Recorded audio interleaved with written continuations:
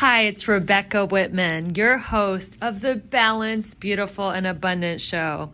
I'm a top-rated life coach, an international best-selling author, and a multi-passionate entrepreneur. I'm on a mission to help you go from burned out to balanced, beautiful, and abundant. The experts on this show will help you achieve work-life balance so that you can experience abundance in 7 pillars of life: spirituality, health, emotions, romance, mindset, social, and financial life. When you have all 7 pillars of life in alignment, you are balanced, beautiful, and abundant. Let's go. Hello, Sarah Sparks. Welcome to the Balanced, Beautiful, and Abundant Show. Hola, how's it going? It is going great. I just got back from Spain where we had the best time. And while I was in Spain, the podcast that I did with you on your show came out. It's true. Yes. I know. I sent the email to you and I was like, oh snap, she's all the way in Spain. But you know what? It was such a great conversation and interview that I was promoting it from Spain and so excited, and people should definitely check it out. So remind us of the name of your podcast so they can check out part 1 of our wonderful connection. Yeah, Floating on a Cloud podcast. I love that. And you are floating on a cloud. So let me tell my audience a little bit about your awesomeness. So Sarah Sparks is an international best-selling author. She's a podcast host, a speaker with a master's in public administration.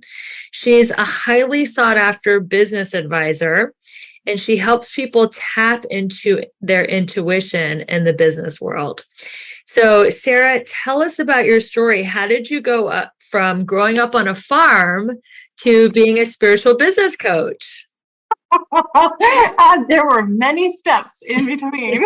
Let's just say that. I feel like you were from Ohio, yes? Yeah. Is that so kind of a Midwest feel? So I mean, University of Iowa and Ohio State played each other. Although they were rivals, so we're kind of one and the same. So I'm sure we had similar stories, Not quite. I didn't grow up on a farm, so yeah. Well, I mean, the main thing that I help people see now is that they always have been their souls. Like, I've always been this. Yes. It's giving me the permission to be this and every single person I am in contact with, whether it is watching football at the neighbor's house this past weekend and they are talking about my youngest who has a speech impediment. I said, well, I did too, but it's because I heard spirit.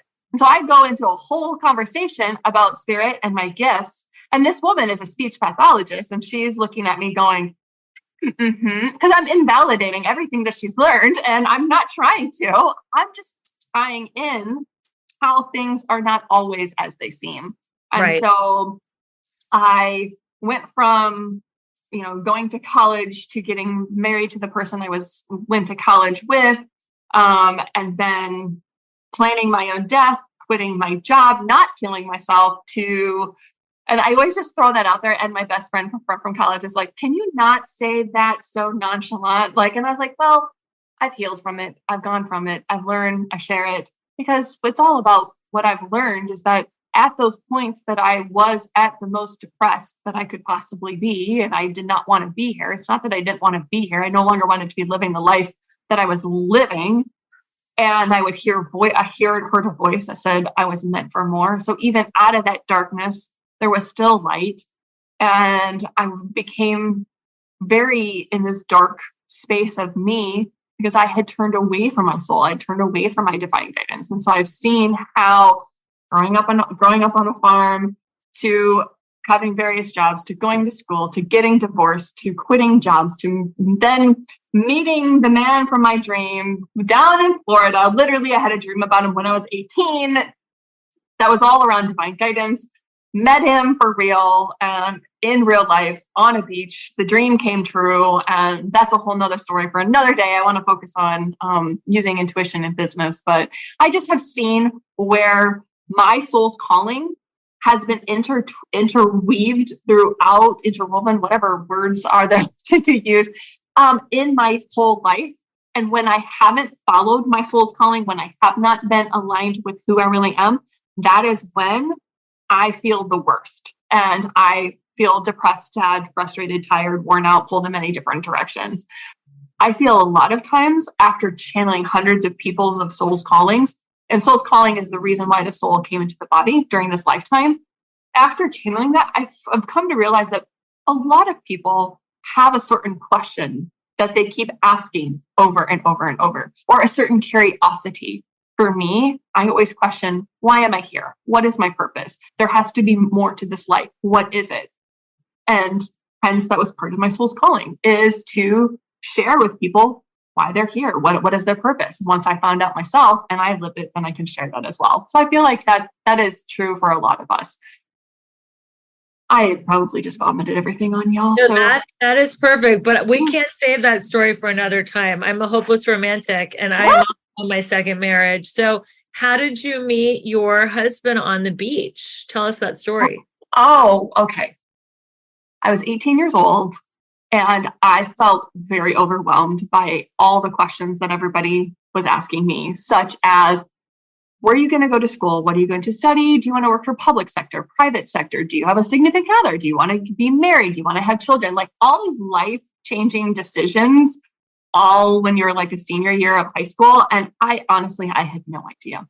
Like, I don't think I'm all that special, that I think a lot of 18-year-olds don't have a clue, but I don't think it's emphasized. Like, I think like, especially now, it's like, you need to know what college you're going to by the time you're a freshman and you're going to have blah, blah, blah. And do we know? I don't know. So I just felt overwhelmed. And that night, one night, I was raised Catholic. I did not know that you could ask God for anything. Like, I thought like you either had to be at war, dying, like down and out to actually have a conversation with God. So I was like, just like a stab in the dark, literally was dark. I was falling asleep and I was like, yeah, so I don't really know how to pray, but if you could possibly tell me what I'm supposed to do with my life, that'd be stellar. Like, that was my prayer. And I fell asleep. Sometime in the night, I had this dream that I was walking along the beach. Sunset was to my right. A big body of water was to my right, with various shades of blue. There were crunching seashells underneath my feet. I felt them. I heard them. There were seagulls flying over. I felt warm moisture, like humid air hitting my face. Everything about this space. I was just walking. I was all alone. And then all of a sudden, a man appeared. He was 12 feet in front of me, about 6 feet tall. I'm 5'9". At the time, shorter than me men were attracted to me. And so I always wanted to date someone taller than me. And so when this man magically appeared in my dream, I literally said to God, you did good. like in the dream. And I think I said the sun was setting. Yeah. And then, so he was about 12 feet in front of me. He's 6 feet tall, broader shoulders, dark brown hair, like a tan neck. That's all I saw. I had the dream once a week for an entire year. Every week I would have the same dream over and over and over, to the point that I would walk up and down the hallways of school being like, is this it? Is this it? Or I would be like out at some, like I used to be part of Future Business Leaders, FBLA. And I would be like at every conference being like, okay, is that but not remembering it was on the beach. Right. To the point that I married my now ex-husband, knowing full well he was not the guy. And I would go on vacation. I don't think I've ever said this. I would go on vacations and still be holding the hand of the now ex-husband and looking at every other man being like, is that the man from the dream? Is that the man from the dream? Is that the man from the dream? When I woke up from the dream, though, and I think this is key, because this I have learned through teaching people to listen to their own divine guidance. We think, could it be that easy? Like, I just asked a prayer and I got the answer. Like, if I tell anybody that my future plans is to be living on a beach and I'm just going to marry this random dude, then I mean, they're going to think I'm crazy. I need to have all this planned out. I need to know X, Y, and Z. I need to go to college. I need to have a job. I need to blah, blah, blah, blah, blah. And I thought if I told anybody, I would be crazy, that I literally had a conversation with God in my dream. And I got the answer. So I just bottled it up and I just shoved that to the side. I think that bottling up and shoving it to the side is also what creates those, what I would say, lower vibrational feelings, such as tired, frustrated, worn out, pulled in many different directions, depression, yada, yada, sadness, because we are shoving away. So going back to the dream, all of crapness happened in my life, of all depression, all the deaths, not deaths, all the things, all were happening. And my best friend from college says to me, Sarah, you are being a huge bitch. And I don't know if I can say that or not, but she's like, we're not FCC regulated. Okay. And like, you're just being this, and we need to go on vacation.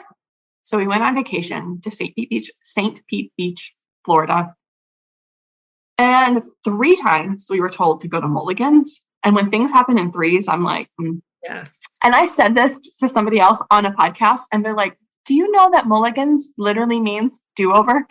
Wow. And I was like, no, not until this very moment. So I was told to go to Mulligan's, and I was not divorced at this time. I made the decision on the plane ride down that I was done. And I was like, I'm done dealing with this because of a situation that happened right as I was getting on the plane. And so it was not in my like wheelhouse of the dream's coming true and I'm going to meet the man from my dream. Like I was just like, men can suck it and totally just screw everything. And so told 3 times to go to Mulligan's. 3rd time I was finally like, we were parasailing. So we're like, yeah, sure. We went to Mulligan's. The band was leaving. We had to pay an $8 cab ride. I was like, oh my God, this place sucks. We finally get there. There's one other group, an Iowa group of women, all talking about rag bride, the bike ride across Iowa. I was like, of course, they're from Iowa. And then there was another group of very drunk people, and the woman comes up to me and starts like pumping my face. And I was like, oh my God, I'm really uncomfortable. So this man comes over and he was like, I'm so sorry. We've been drinking all weekend, like blah, blah, blah. He offers to buy my friend a drink. He sits down, starts talking. I was like, cool, awesome. I get up to go to the bathroom and I walk past the man who buys the drink and I feel something. And I'm like, that's weird. Whatever. I'm going to go to the bathroom. So I come back. He's like, so I would like to offer you a rate-free drive back to your hotel. And he's like, my friend will be with me, blah, blah, blah, your friend, like not just us, like we'll just take you back. And my thoughts were, I'll save $8. Sure. So we go back. He seemed really smart. He didn't tell me what he did, but he just looked really smart and he looked safe. So I was like, let's do this. So we get dropped off at the Swigwam. I say that because it's just a funny name. And we're standing there and we're ordering a drink. And that's not where we were staying. I was like, this dude's not going to take us back to our hotel. And so we're standing at this tiki bar place and I feel at home, like the same feeling of the whole dream. And I haven't felt it for years. I looked at him and I was like, you feel like I've known you my whole life. And at the time I was not woo. I didn't say to people, you feel blah, blah, blah. Like, because that's what spiritual people do. It's like, this feels good. Like, It does. So anyways, he felt at home. We started talking and he's like, well, the sun's setting. Do you want to like walk along the beach? And I was like, yeah, sure. So we go walking. I have my cup in my hand. I drop it. So my friend and his friend are like all like far, far away. I drop my cup and I turn back around. And he's 12 feet in front of me, 6 feet tall, sun is setting, seagulls flying over, sand, water, all the things. And I'm standing there now with an empty cup and I'm like, oh my God, this is the guy. Like the whole thing. For 10 years, I would think about it every now and then, but it wasn't like still happening every week, And that is Craig Sparks. I'm married to Craig Sparks. So people ask me, oh, is Sarah Sparks your real name? Is it your spiritual name? Is it a stage name? And I'm like, nope, married Craig Sparks. I'm Sarah Sparks. So there you go. So that's Wow. how I met him. That's a powerful story about visualization and intuition. And because I help women manifest their soulmate, and I tell them, how are you going to feel when you meet your soulmate? How, and you were like the humidity, the colors of the ocean, how the sun felt, stepping on the shells. Like in that dream, there were such vivid details of how you were feeling and how you were being that helped you manifest him. And it wasn't in your time, it was in God's time. That's the thing about manifesting is we think that it's going to happen on our time. And I think a big part of it is just relaxing and trusting divine timing. Oh yeah. And it was so like, I wasn't thinking about who do I need to become in order to manifest this. Like I knew nothing about manifesting at this time. But what was interesting was when I like fast forward from that point of meeting him to like a couple months later, I am packing up, even like a month. I was packing up all my stuff and moving into an apartment and starting the whole divorce process. And I told him that night, I was like, I'm a mess. Like a few months ago, I was planning my own death. I'm not divorced. I just decided to get divorced. Like, you don't really want anything to do with me. And he's like, well, here's my business card. We'll connect when we're supposed to. Like, and we talked till 4:00 in the morning. No, like hanky panky, no nothing. Like, it just felt like I knew him my whole life. And he made jokes like, oh yeah, look up at the stars. That's a falling star. And I was like, you're a dumbass. Like, that's a plane. And those were things, and he purposely did it just to like test me. But those were things that when I was little, whenever somebody would be like, oh, that's a falling star. And I would be like, no, it's an airplane. Like those were things that I just was like, I can't believe you're asking this. But back to your manifesting and how you help your clients, I didn't realize that's what I was doing. I got married to my ex-husband in August of 2004, and November of 2003, I made a whole list. Like, how do I want to be treated? Like, what does this person feel like, look like my ideal husband? Because I was like, this is not right. Like, and I flat out and sat down with him. How do I want to be respected? How does my mornings look? How do the evenings look? Like, what is it? And I did not remotely think that this was manifesting because I didn't know anything about that. Again, raised Catholic. Like, it wasn't like, let's create a vision board. And so I wrote this whole list out, and I sat down with the ex-husband, and I was like, listen, I don't think you're him. Like, I don't, this list does not match you. And I don't want to be unfair and change you to fit this list. And he's like, oh, no, like, we can make it work. I love you so much. Blah, blah, blah. And I was like, well, okay. So fast forward to when I'm now packing up, getting divorced and all the things, I find the list. And I'm like, oh my God, all the things that I'm getting divorced from were all right there because he did not match who I really wanted. Then fast forward to me getting to know Craig, and I'm like, bring back out the list. And I was like, holy buckets, you are this person. I'm like, oh my goodness gracious. And there's been other spiritual things that he and I have realized soulfully that we contracted to be here and agreed to be here and do this life together. So but I always say that with like caution, because I think sometimes people are looking for their soulmates, and it's like, once I find my soulmate, everything is going to be lovely.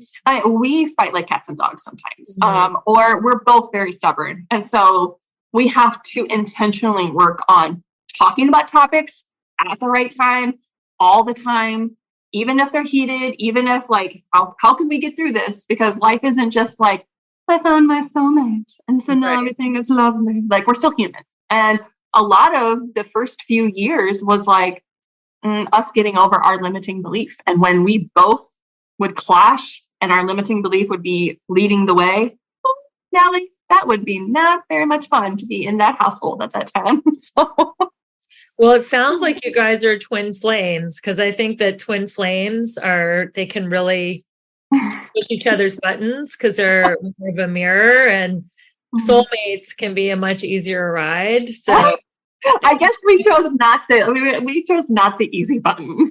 so I just think you're twin flames, that you guys came to the earth together and decided, you guys were going to teach each other certain things. And that's a beautiful thing. And I think timing is so important too, because one of my dating coaches always says, before you bring up something to your partner, you say, I'd like to talk to you about blank, is now a good time, because especially masculine energy, they're always focused on accomplishing something. And if they're super focused on something and you bring up something that's heavy or emotional, they get like, I don't want to talk about that. So I think asking for, is this a good time, or setting an appointment is something that is so helpful. But let's talk about, you suppressed your intuition, and that led you literally to be suicidal. So why is it so important that as entrepreneurs, or just business people in general, that we learn to access our intuition and not to suppress it? Because the whole theme of this show is to take people from burned out, overwhelmed, drained, exhausted to balanced, beautiful, and abundant. And if we cannot listen to our intuition, like you said, that does lead to burnout, exhaustion, or even depression. So how can we find that intuition and have the courage to listen to it? Yeah, those are multiple questions. I'm going to start with a lot. You're fine. It's great. So why is it important to be listening to your divine guidance, to your intuition in business? So let's say you're making a decision. And a lot of times when you're at burned out and overwhelmed, you feel like the weight of the world is on your shoulders. And I am sure you preach this. I mean, I feel like I'll be saying exactly what you say as well. But you feel like the weight of the world is on your shoulders because you are in your head coming up with all the solutions, all the research, all the data to make all the decisions all the time. And it's not usually the clients who come to me it's not just usually in business. It's now they feel like they are being the leader of their own household in every aspect of their life. They're the ones that have to make all the decisions.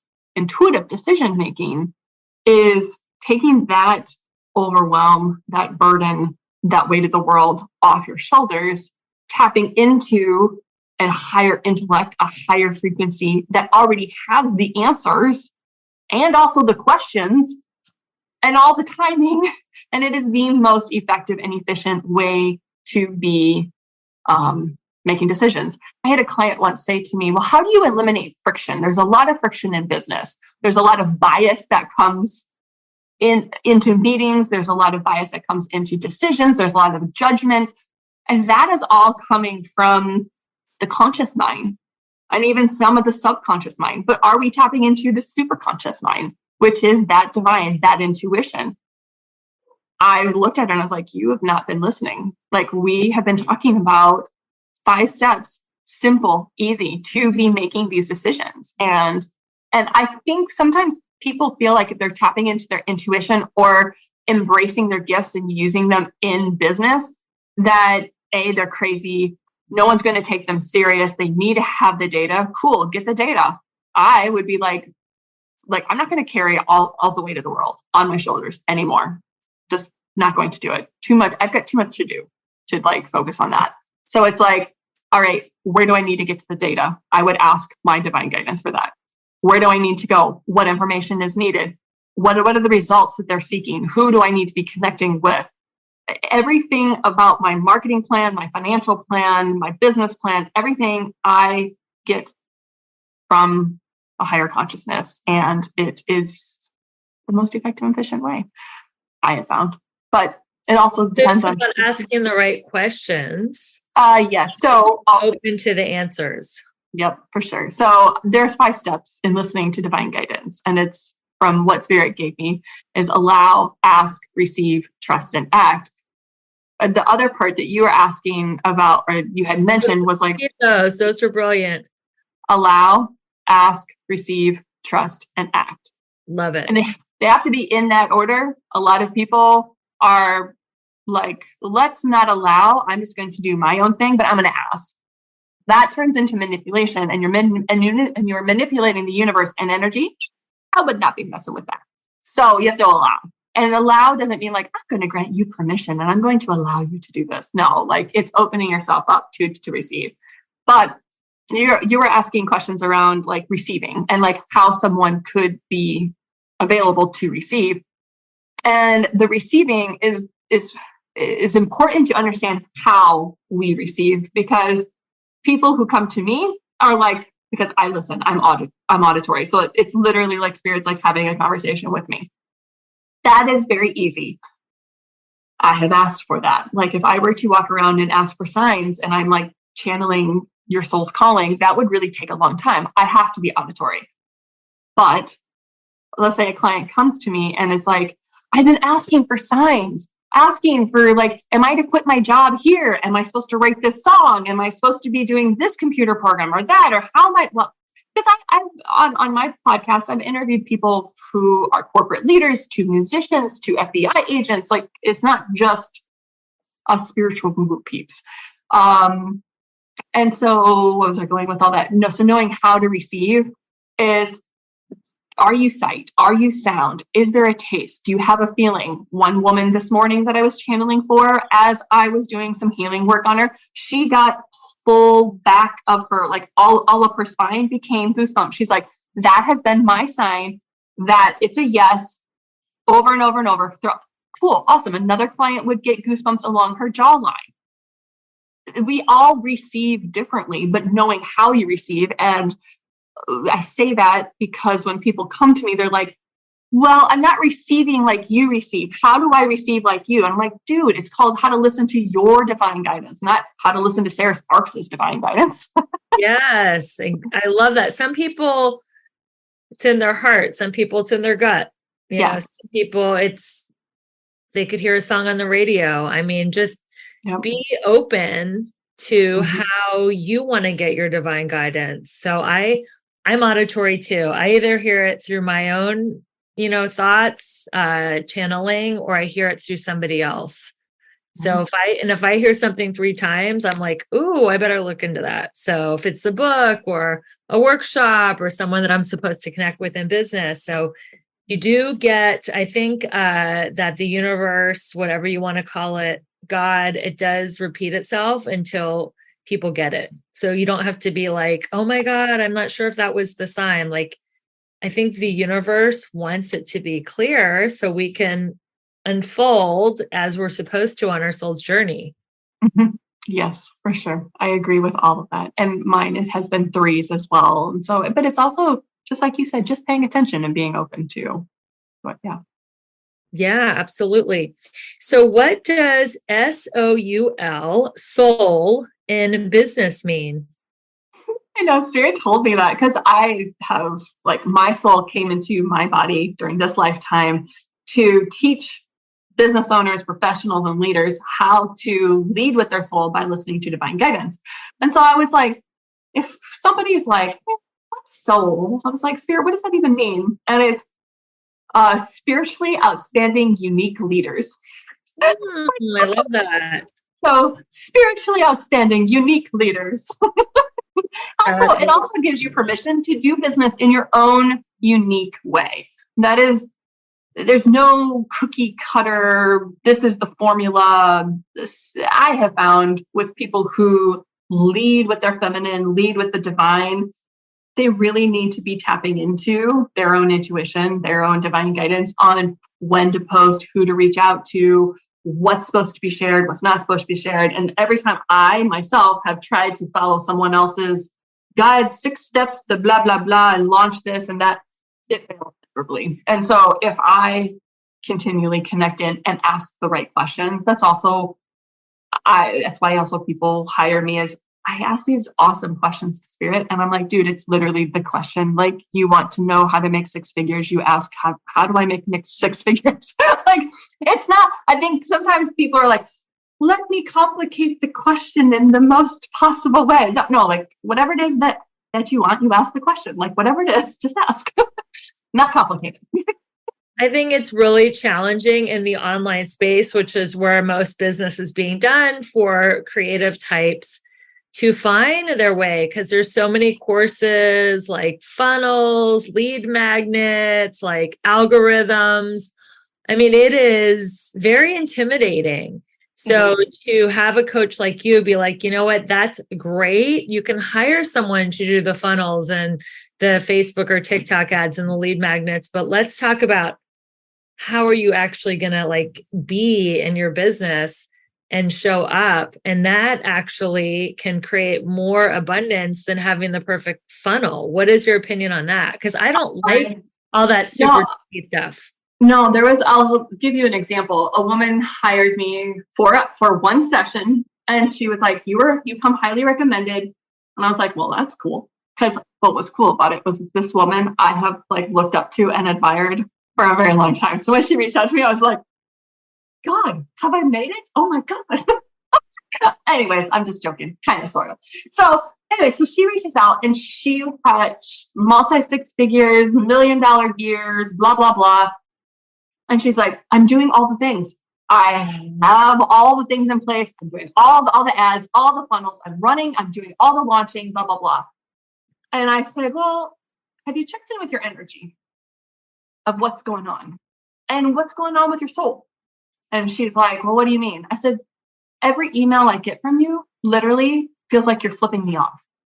Every Facebook ad, every post you make is literally like, F you, F you, F you. And she's like, but that's not what I'm saying. I said, it's not what you're saying, but that's the energy behind it. I said, so what are you not in alignment with? Like, you need to be in alignment with your soul and what it is really leading you to. Because if you're talking about something that is 6 months, a year, 2 years behind you, and you're like, this does not make any sense anymore, but this is my launch pattern. This is my schedule. This is what I have to do. But if you're not in alignment with it, it's going to come across. And if there's any frustration around that, that's also what you're going to be coming across as. So that I think is also important to be checking in with your soul instead of just following someone else's six-step formula. Is it what is going to work best for you? And what's the energy that you're leading with? Kind of like what we talked about before we hit record, you're reinventing certain aspects of your business as we grow and unfold along our soul journey. Then our business is going to look a little different. And even, what you did 2 years ago, maybe it was like a 5 or 6 figure launch, but if that's not you anymore, it's not going to, land with your clients because it's not being authentic to who you are right now. Yeah, for sure. Yeah. And I'm always asking, what is it that I'm really trying to say here? Like, what's the most effective way that I could say this? Or just trying to get it across as best as possible and as simple as possible as well. Because sometimes I feel some clients have come to me who have studied various spiritual leaders and practitioners, and some people make it really complicated, and they're just like, can you make it really simple? And I'm like, got it. I can make things really simple for you. Or what I like doing is thinking of my ideal client and like, or you know what, we are our ideal client before our transformation. So how would I have need to hear an email or a, social media message to resonate with me? And that makes it so simple because we are our own ideal client before we've had our spiritual transformation. So that's a way. That is such valuable information. When I first started my business, I was one of the people who took all the webinars, all the classes, and people would say to me, okay, well, who's your niche market? And I'm not even sure if I'm like, I don't even like the word anymore. Like, I don't even like hearing it, saying it, because it felt very demographic. I used to be in HR. So it's like, this is my demographic and this is what it was, very much disconnected. And since I am a very connected individual and I like meaningful connections, saying something like, this is what they did and they live in a cubicle from 8 to 5, and like, not really. Like, what are they feeling? What are they experiencing? What's going on with them? And then, yes, thinking back to even 2 years ago, for me, like, that's where I align with my clients, is like, what was I needing to hear 2 years ago? Sometimes I even write letters to that client, to the old me, and pour my heart out. And that's usually when I also get clients as well. That is great. So how can we get into receiving modes so that we can get our guidance more easily? I know that you have a special gift that you are going to be talking about and so generously offering our listeners. Yep. Yes. Please feel free to download that gift. Spirit gave me, what I was doing was I like doing a yoga, just some yoga moves and stuff to Abraham Hicks. And Abraham talks about getting into the receiving mode a lot. From what I have listened to her, I haven't heard like how to get like what is like your receiving mode. And so I just asked the question, and Spirit gave me a few steps in order for someone to identify what is their receiving mode. And so that's on the freebie, and it's a video, and I take you through it. So there you go. Enjoy. I love yoga and Abraham Hicks. That's so cool. So if you want to get that free video, make sure you go to the show notes. And how can people stay in touch with you? Where can we find you online? On my website is where all the links are, and it's sarahsparks.love. That is so perfect. I didn't even know there was a love domain. That is so cool. sarahsparks.love, everyone. Well, Sarah, thank you so much. You have given us so much wisdom on how to go from burned out and overwhelmed and not listening to our intuition to balanced, beautiful, and abundant by listening to our intuition and being our true, authentic selves, both in business and in life. I really appreciate your time. If you're listening to this show in a podcast format, please take a screenshot, tag me and Sarah on Instagram. We'll happily reshare in our stories and give you a shout out. And please consider taking a minute out of your day, giving this a 5-star review, and sharing it with a friend. We so appreciate your time. Until we meet again, keep your vibe high and your hands clean. And thank you for being a part of the wonderful, balanced, beautiful, and abundant show. See you next time. Thank you for listening to the Balanced, Beautiful, and Abundant show. Please rate, subscribe, and review this podcast.